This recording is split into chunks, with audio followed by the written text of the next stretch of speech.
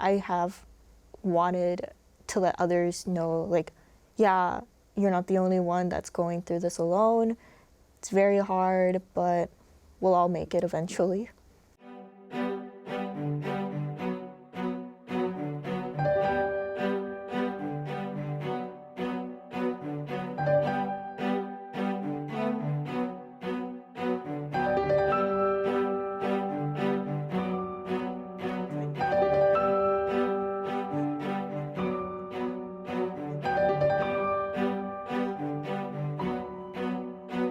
I'm Kiari Uchida. I graduated from Roosevelt High School 2023.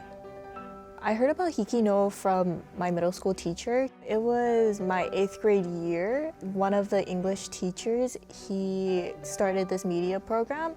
A lot of students really wanted to get in, so I thought, oh, I should try it out. And thankfully, I was one of those few selected, and he really brought me interested into the cameras, into story making. He asked some of the media students if we were interested in coming to a workshop during fall break. Me and one other student was like, oh yeah, we'll try it out. And I was like, oh wow, this is like a legit thing. You have to project. So once I graduated from middle school, I started to think like, oh, is there gonna be a program in high school for me? Thankfully there was. Mrs. Teraoka took over, and yeah, we just started doing videos. They really persevered through all of the difficulties. They really learned how to just push through all of it. My student reflection, it was kind of funny because it happened when lockdown just started. Everybody was moved on to online school, and she's like, hey, we have this HIKI NŌ program that's coming up. Would you be interested in voicing your opinion? And I'm like, oh yeah, for sure, because I have wanted to let others know, like, yeah, you're not the only one that's going through this alone. It's very hard, but we'll all make it eventually.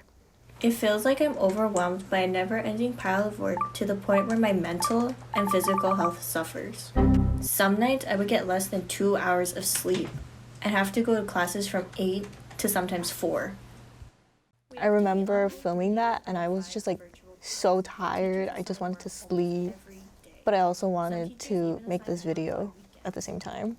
It is work upon work upon work, and by the time it is Friday, I have a large load of assignments to do with no break. It's like teachers want us to have met all of the criteria within a short amount of time, even though everything has changed. I can see how tired I was. No matter how much concealer I put on, you can see my under eye bags. It's sad to think that I had to work like a dog every day for like my sophomore year, for sure. I'm just trying to survive. The only break I can see coming is summer. I can't wait. My media teacher was like, you gotta look more happy. I'm like, I can't. This is how I feel. I can't make it seem more lively. This is as lively as you're gonna get. She's like, oh, okay, we'll take it. I asked my mom to just push the filming button, being like, okay, mom, push this button. She's like, okay, if you say so. And then I look back at the footage, I'm like, I have to refilm it. I was stressed about that because I'm like, this is gonna be on the internet, like, it has to look good. The amount of work virtual learning requires makes life balance feel impossible. My classmates were very thankful that I made that video because they're like, oh yeah, somebody finally voiced how they felt. Like, I feel exactly the same way. And now, since thankfully we've moved past that quarantine phase, it makes a lot of students like thankful, like, oh my gosh, I remember that time. Thankfully, we don't have to do that anymore. It was definitely something I thought I would never do. It was hard because the person that was editing my footage, I wasn't able to see her until the finished product. So I just gathered as much as I thought she would need, and thankfully she was able to make it that great video.